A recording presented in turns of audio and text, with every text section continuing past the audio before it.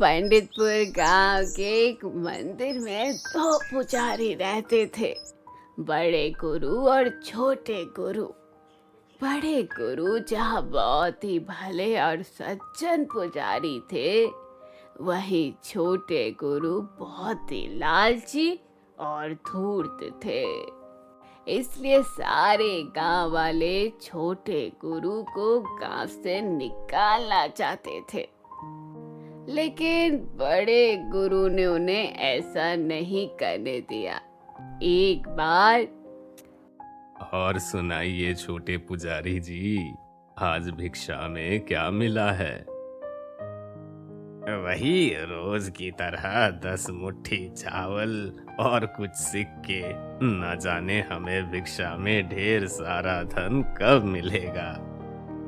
कोई बात नहीं छोटे पुजारी जी, हम साधु हैं। हमें लोगों ने जो भी प्रेम से दिया है उसी में संतुष्ट रहना चाहिए। अधिक लालच ठीक नहीं। हाँ, इन भिखारियों के गांव में अधिक भिक्षा की उम्मीद भी नहीं की जा सकती। सावन का महीना आ चुका था। पंडितपुर गांव में जोर की बारिश हुई और सब कुछ तहस नहस हो गया।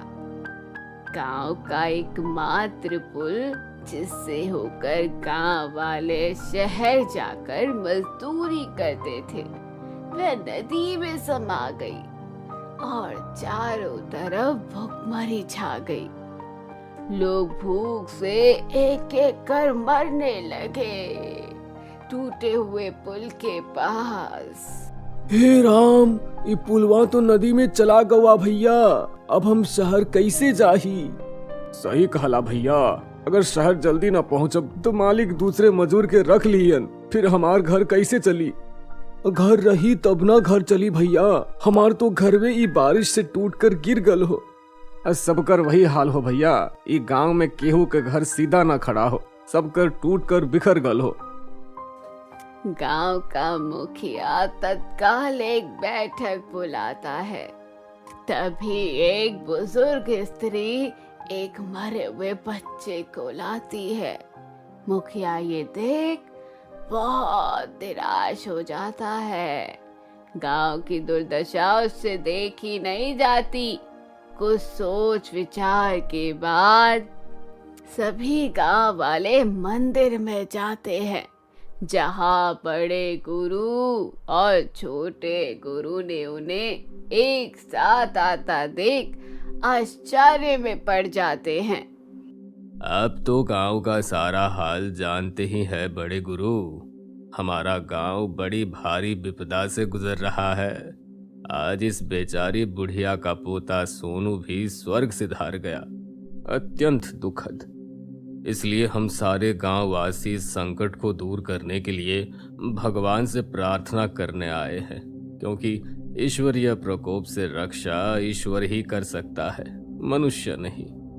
कंजूस गांव वाले मंदिर को पर्याप्त दान दक्षिणा नहीं देते थे मुखिया जी, इसलिए लगता है भगवान ने उनसे आज सब कुछ छीन लिया।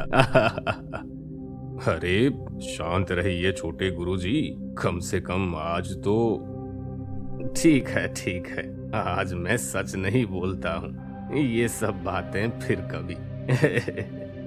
ठीक है मुखिया जी, आप जिस कार्य के लिए आए हैं उसे पूर्ण कीजिए, मैं भी आपका साथ दूंगा। जो आज्ञा बड़े गुरुजी और परम पूज्य छोटे गुरुजी।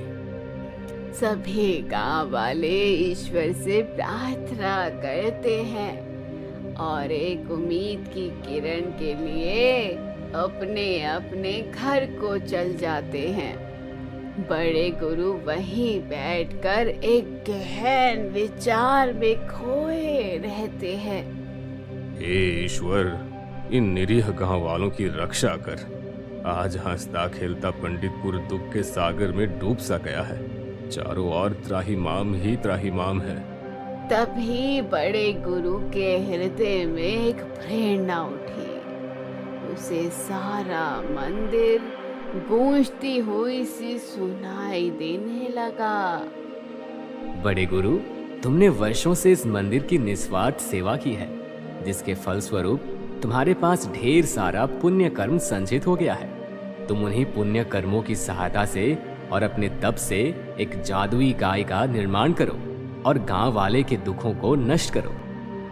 ये सुनते ही बड़े गुरु का चेहरा खुशी से खिल उठता है और वे भगवान की मूर्ति के सामने ध्यान मुद्रा में बैठ जाता है।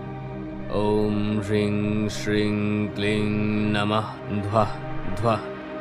ओम ह्रीं श्रीं क्लीं नमः ध्वः ध्वः। ओम ह्रीं श्रीं क्लीं नमः ध्वः ध्वः स्वाहा।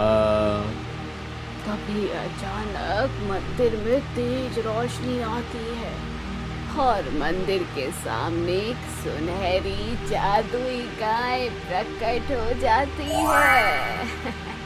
बड़े गुरु अपनी तपस्या की सिद्धि से बहुत खुश होते हैं।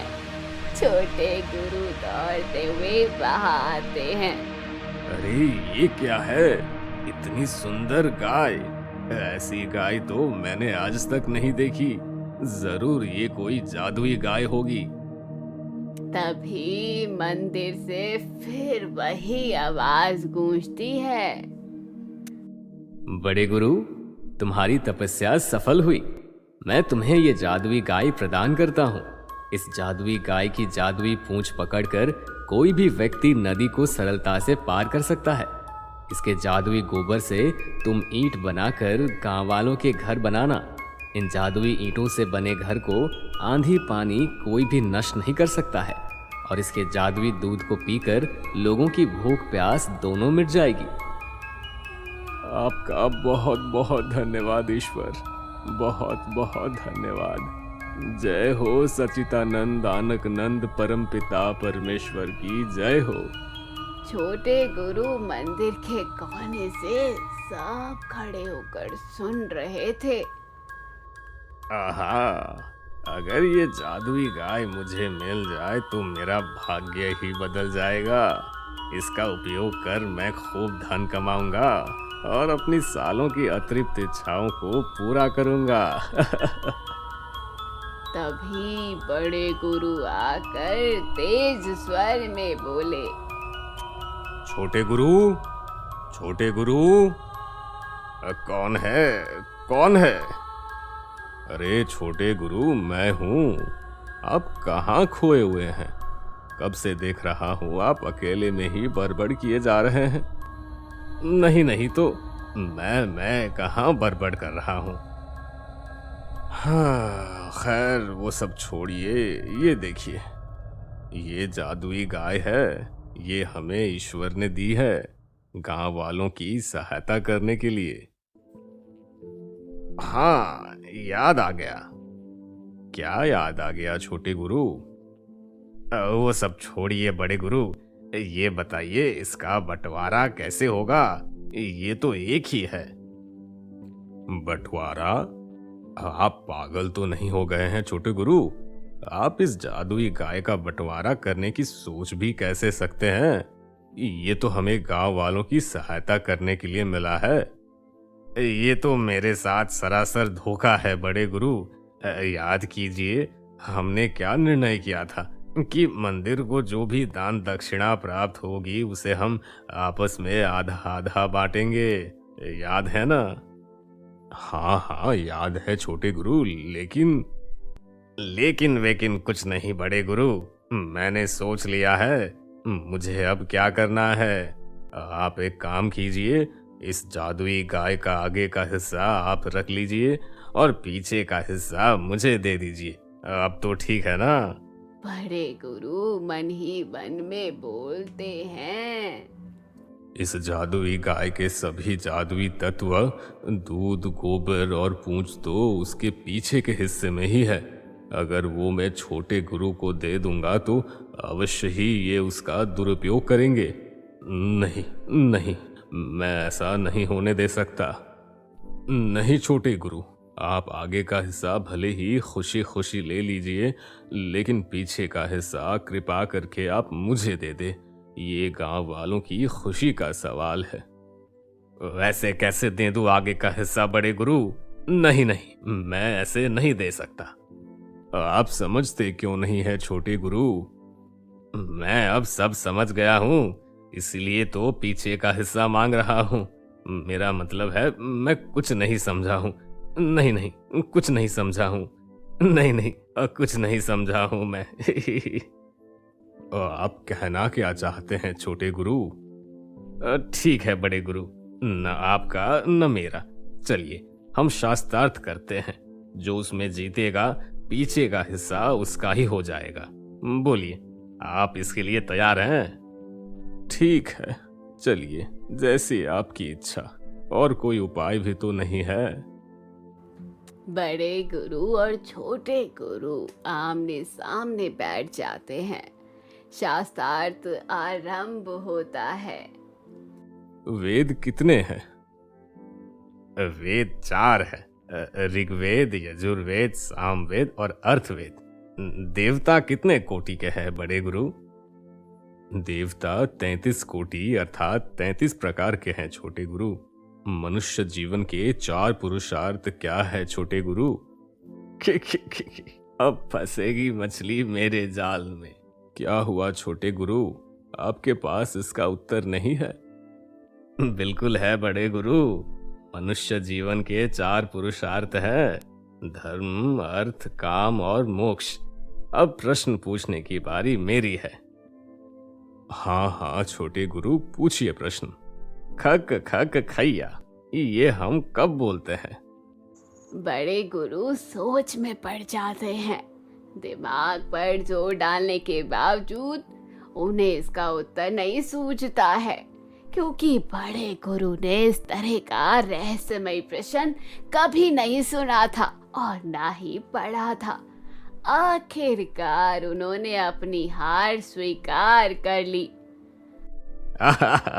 हार गए ना बड़े गुरु? सुनिए, सबसे पहले जमीन जूते जुतैया, फिर फसल बुवाई बवैया, फिर फसल पके पकैया, इसके बाद कटे कटैया, इसके बाद आटा पिसे पिसैया, इसके बाद रोटी पुए पुवैया, तब खाना खवे खवैया, अंत में गला साफ करने के लिए कुल्ला करते समय खक खक खैया।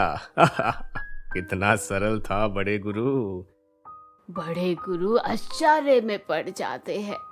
इससे पहले कि वे कुछ समझ पाते, छोटे गुरु वहां से जादुई गाय को लेकर रफू चक्कर हो जाते हैं और बड़े गुरु ये देख बड़ा पछताते हैं। हे भगवान, अगर मैंने गांव वालों की बात मान ली होती और इस लालची व्यक्ति को अपने से दूर कर लिया होता तो आज मुझे ये दिन नहीं देखना पड़ता।